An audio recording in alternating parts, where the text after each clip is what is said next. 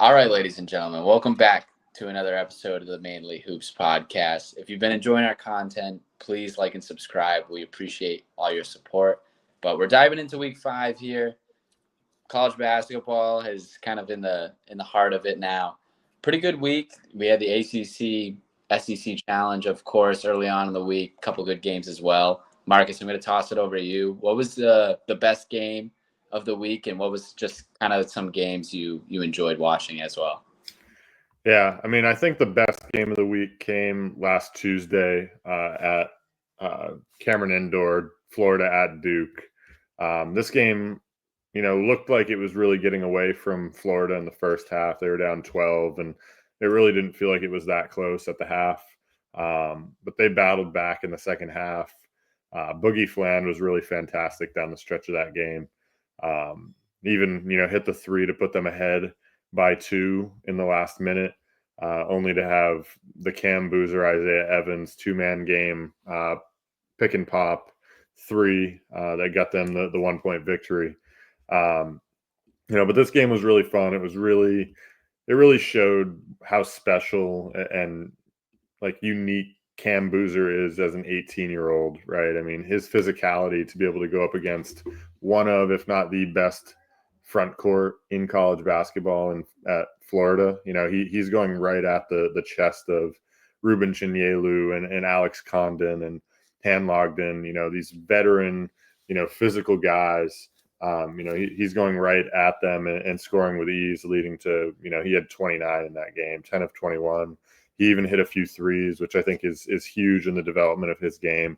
He took 9 of them in that game too, which was, a bit more obviously than he's accustomed to taking. But, if he can knock down 3, knock him down at like a 35% clip, it's going to make his game a heck of a lot easier. Right. So, this game was a lot of fun. Obviously the atmosphere was awesome as always. And, we got the fantastic finish that we were all hoping for. Right. I know we're friends with a lot of Carolina fans. They weren't too thrilled about the outcome here. But, a really good game to kick off the ACC SEC Challenge week. A couple other games that I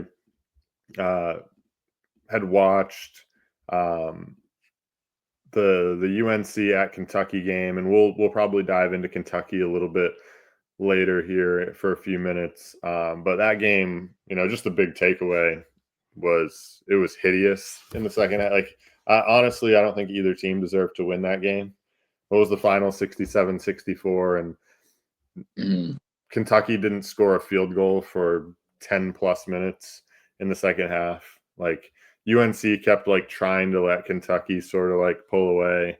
But it kind of stayed neck and neck. Kentucky refused to make a shot. It was pretty horrific offense. And, further was proven on Friday night against Gonzaga, which we'll probably talk about here in a minute. But that game was one.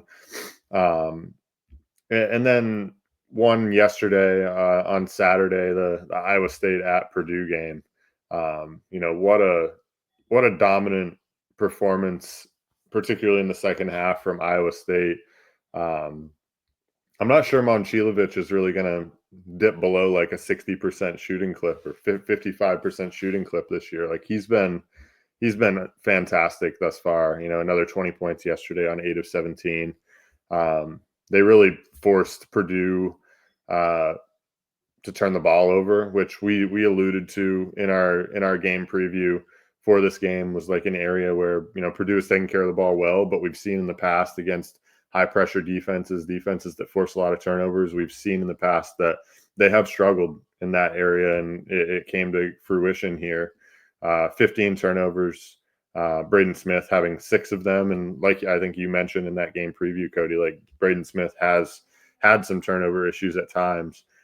So, this was really impressive. They held Trey Coffin-Wren to 4 points, 1 of 8 from the field. This was just an all-around sort of masterclass. And I think Iowa State is positioning themselves quite well, and quite better than I think any of us anticipated. I completely agree with you. I think that that Florida game was my favorite as well. But Cody, we're going to pass it over to you. Just some takeaways you had in your game of the week.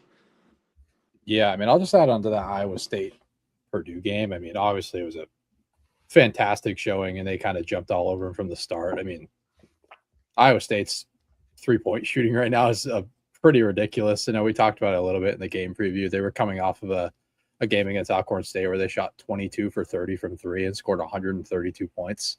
I mean, it's just a pretty ridiculous showing by them. And then they follow it up with a great shooting performance. Again, they go 11 for 23, shoot it 48%.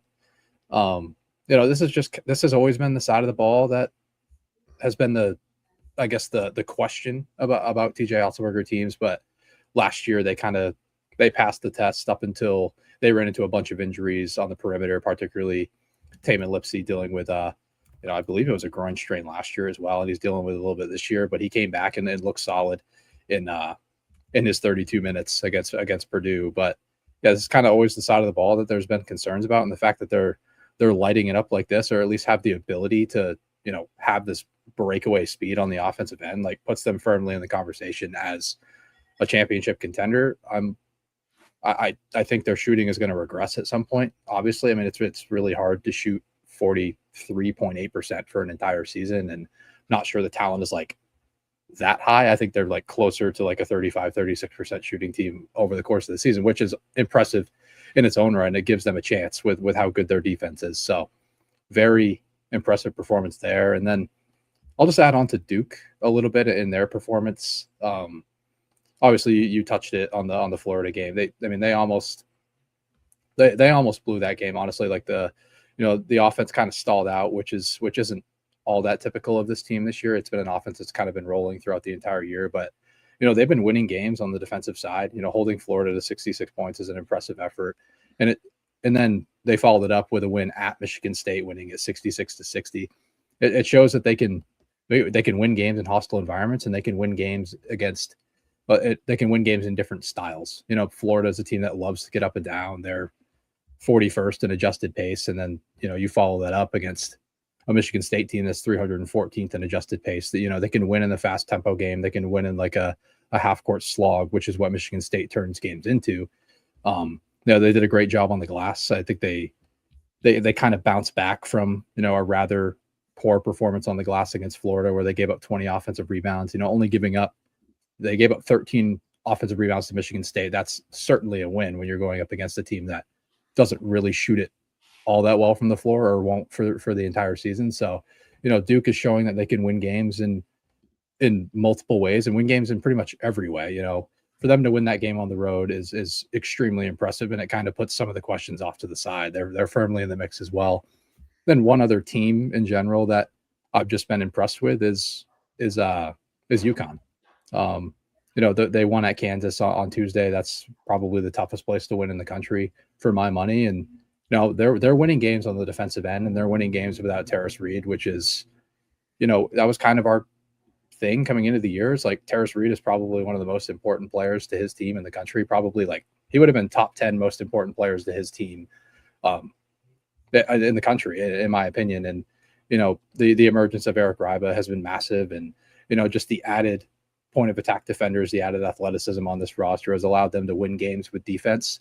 Like they weren't going to win very many 61-56 grinders last year with the issues that they had on the defensive end. Like they're still fouling a little bit too much right now, but they're not allowing blow-bys as often as they were last season. So very impressive effort, albeit like Kansas didn't have Darren Peterson, but this is a Kansas team that has proven that they can compete with some of the best teams in the country. So I was very impressed with what UConn did as well.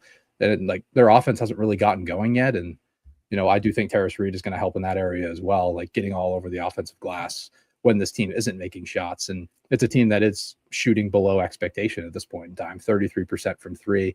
They're 99th in the country in offensive rebound rate. And that Reed is obviously going to help a ton in that area. And once UConn starts making shots, which ultimately they will, like Solo Ball is not going to shoot 27% from three this year.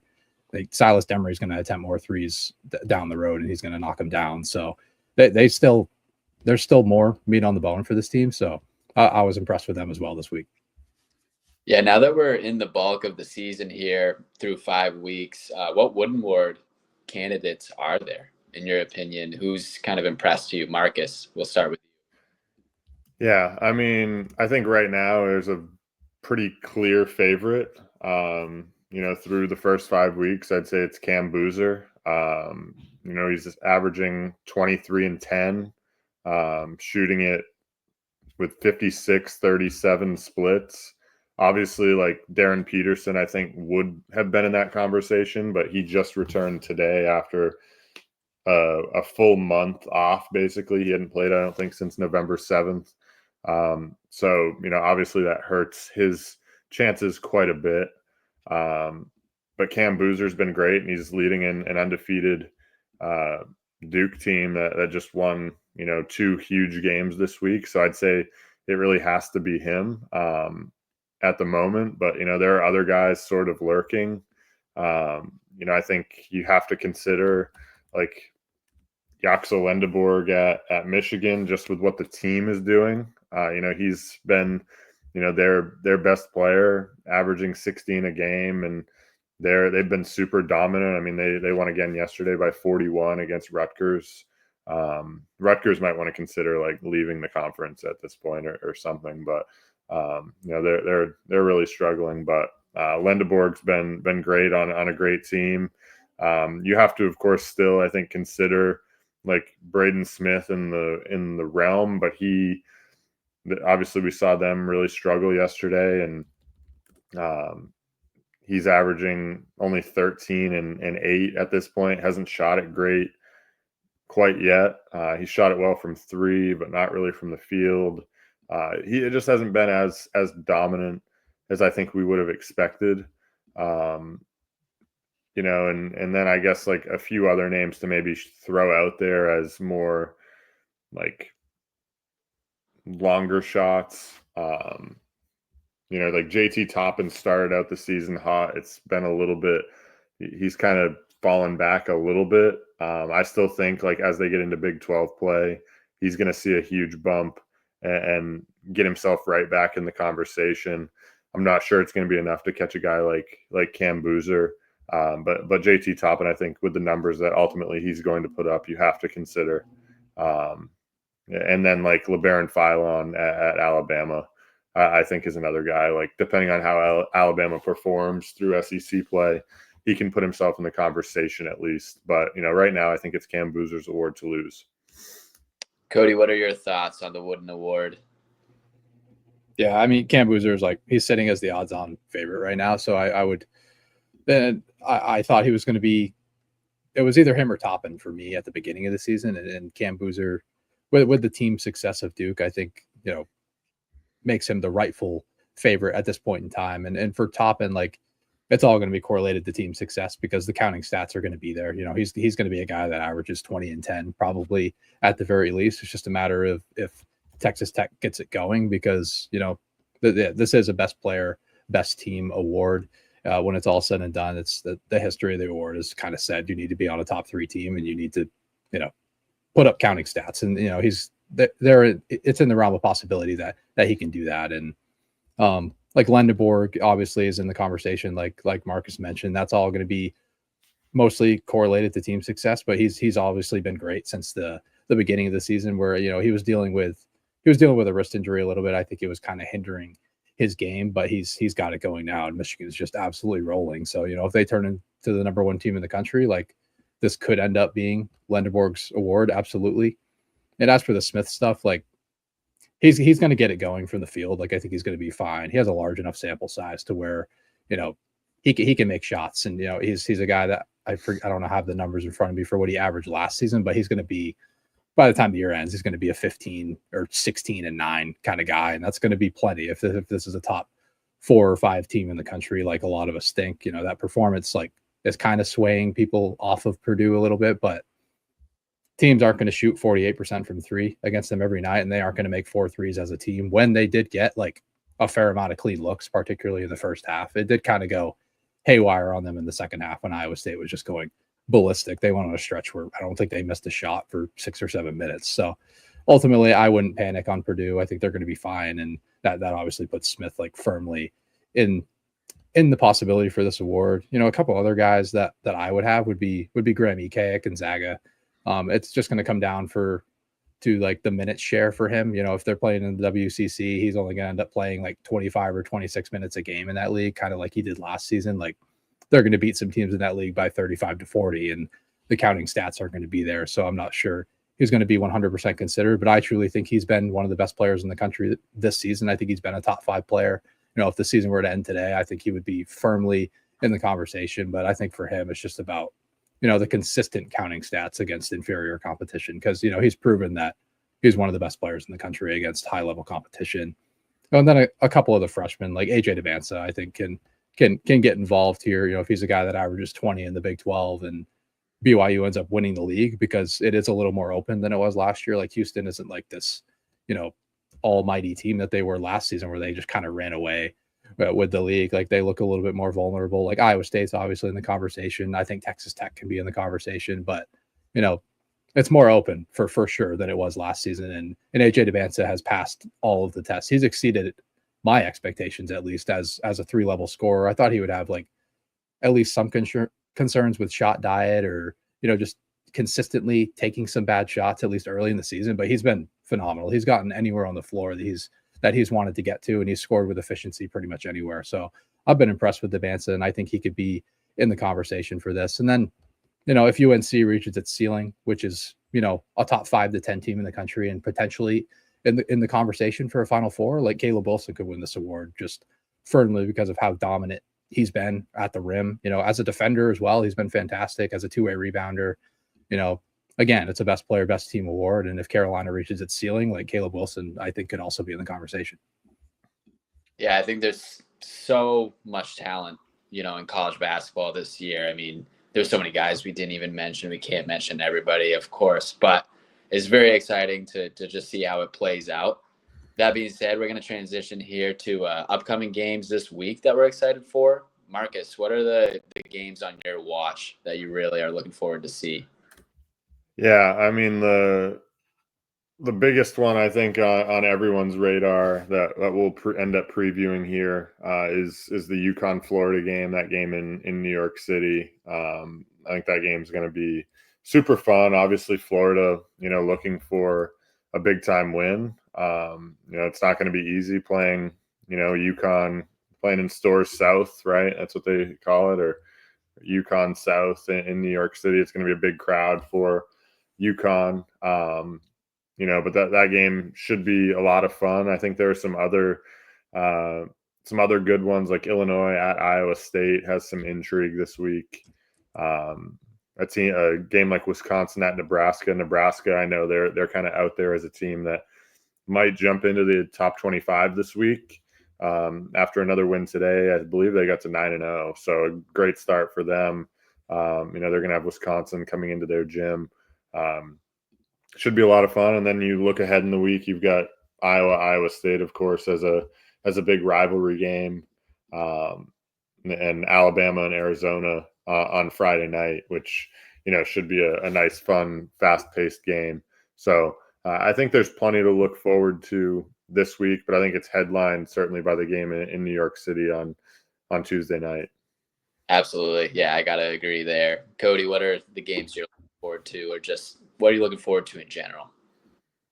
Yeah, I mean, I would agree that Florida UConn is probably the headliner. The rematch of the second round game of last season, where UConn almost picked them off, and they looked like the better team for a large portion of that game. And that's a weird, we'll obviously talk about it in the game preview, but there's some schematic advantages for UConn there. So especially if Terrace Reed is back, so that's definitely going to be an exciting chess match at the very least. 2 elite coaches, so that's going to be a very fun game. And then, I mean, BYU Clemson being played on the same floor that same night. That's the Jimmy V Classic. That'll be a fun clash of styles. I think we're going to find out how real Clemson is in that game. They've put up some good performances outside of the game at Georgetown, but besides that, they've been pretty solid. That game against Alabama really impressed me. They got down 17 or 18 early in the game. It looked like Alabama was just going to make every shot and run away with that. But Clemson dominated the interior outside of the first 10 minutes of the game, and they hung around. They could have won the game, it just didn't break their way late. Alabama made a couple shots late. So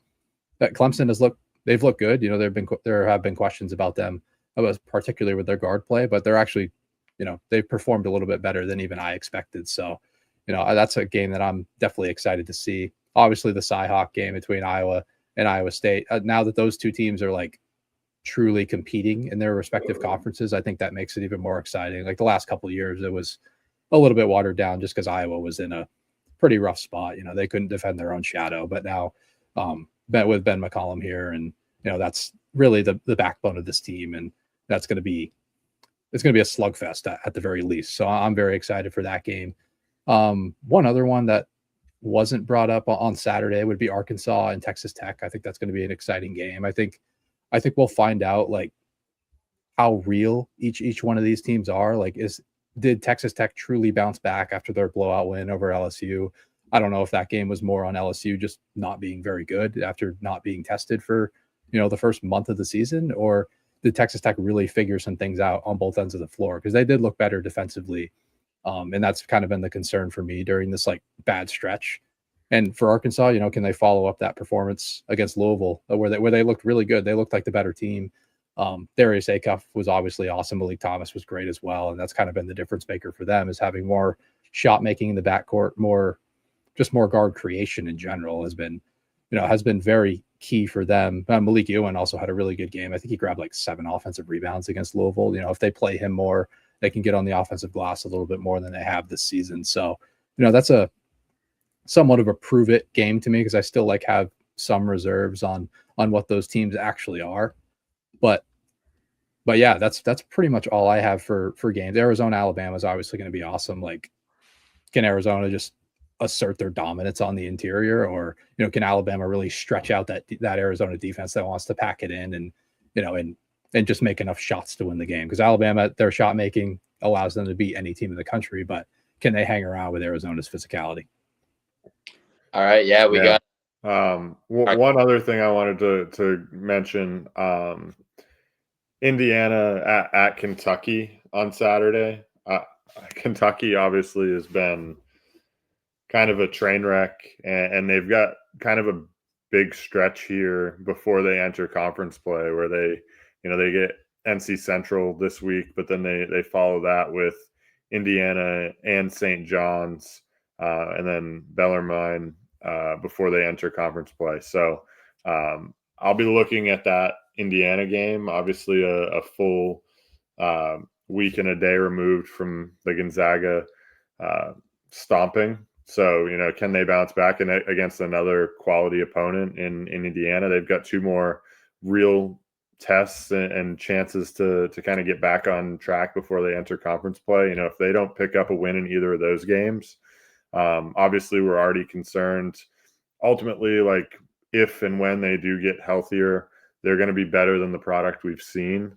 But, I think it would really help their case if they could get at least one of those 2 games heading into conference play. Yeah. They need bad. Cody, what are your thoughts on Kentucky? Yeah, I mean, the 2 guys that are out right now are 2 of the best defenders in the country. Like, they're 2 of the top 10 best defenders in the country for my money. Like, we need to – I know they've been bad, and Kentucky fans are not happy, but we need to pump the brakes. And the offense – I mean, the offense is obviously, like, a concern in itself, but they haven't had their point guard playing, like, they haven't had their point guard playing big minutes, and, his shoulder still appears to be banged up at this point in time. Like, his jump shot looks like he's compensating for some stuff, at least for what I've seen, like, live in game. It just doesn't look great right now. And once he gets completely healthy, if that ever happens, this is an offense that can get rolling as well. And honestly, this is something completely off topic, but I wanted to shout out a couple players that, like, I was really impressed with this week and have been impressed with all season long. The first one being Hannes Steinbach at Washington. I mean, he's just been phenomenal when he's been healthy. He missed a couple weeks with an ankle injury, but he averaged 26.5 and 13 rebounds this week against UCLA and USC. We were talking about it before we came on air, but I think he's the best rebounder in the country. His ability to high point the ball and just, rebound over the top of people without fouling is it's one of the most impressive traits that I've seen across college basketball. And he's worked himself into being like a potential top 10 pick. And I think I would be in that camp that he absolutely can be be selected in that range. So I've been really impressed with him. One other guy that has really impressed me all season long is Tyler Tanner at Vanderbilt.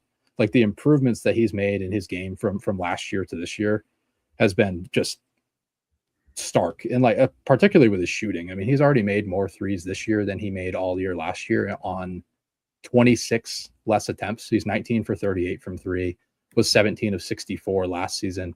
He just looks way more comfortable as a shooter. Some mechanical changes. It just looks extremely confident, and you could always kind of see it. You could see the flashes with him on the ball, but he just looks much more mature than he was last year as well. And I think it's just comfortability being in this system again, and just having a little bit more responsibility. He's a guy that wants to play on the ball. That wasn't really able to last year. Had a super low usage rate, but now that this backcourt is like essentially his, along with Duke Miles, like it's allowed him to flourish. So I've been super impressed with Tanner and Vanderbilt in general. Yeah, I was just about to say Vanderbilt has been super impressive as of this year. But Marcus, anyone you want to shout out before we wrap things up here? Yeah, I mean, I'll throw one out there, particularly from the game against Oregon the other night. Chad Baker-Mazara has been playing on the ball at USC, and he's been really, really good. Like that game against Oregon, he went like down the stretch, was just initiating all the offense. I don't know exactly. I don't remember what the number was exactly, but I feel like he went on like an 8 or 10-0 stretch on his own with less than 5 minutes to go that really like sealed that game. So, you know, he had a really good week, averaged 23 and 5, you know, shot the ball pretty well, got to the foul line quite a bit. We know, you know, how good of a free throw shooter he is. So, you know, he's averaging 21 so far this season, 21 and 5. He's really being asked to do a lot for this USC team. And obviously they had that melt on Saturday night against Washington, but you know, he's got them in a pretty good spot. That being their first loss. Obviously they had that miracle win against Troy a couple of weeks ago, but that we're still upset about. But Baker-Mazara has been really good, obviously. And then one team I actually wanted to shout out before we wrap things up here. Just give them some flowers a little bit, because we hated on them a lot in the offseason, and that's Arizona State and Seton Hall for that matter. I mean, all right, that's the one I thought you were going to say. No, I mean both of them, right? Like, I mean, Seton Hall's been really good. Had a nice win yesterday against Kansas State in a game that they really had PJ Haggerty in jail. I mean, he really struggled in that game. And then Arizona State kind of stomped Oklahoma last night. You know, their two losses have been to Gonzaga and USC, but they have wins against Washington State, Texas, and Oklahoma. You know, we got some big games coming. Obviously, they got at UCLA, and then they get into conference play here soon. So, you know, this Arizona State team sitting at 7-2, they're much better than I would have expected. I watched a good chunk of that game last night. I watched a bunch of their game against Texas and Maui. They have definitely surprised me a little bit. All right, we are going to wrap things up here. A lot of good college basketball to look forward to this coming week. But as always, thank you for listening to the Mainly Hoops podcast.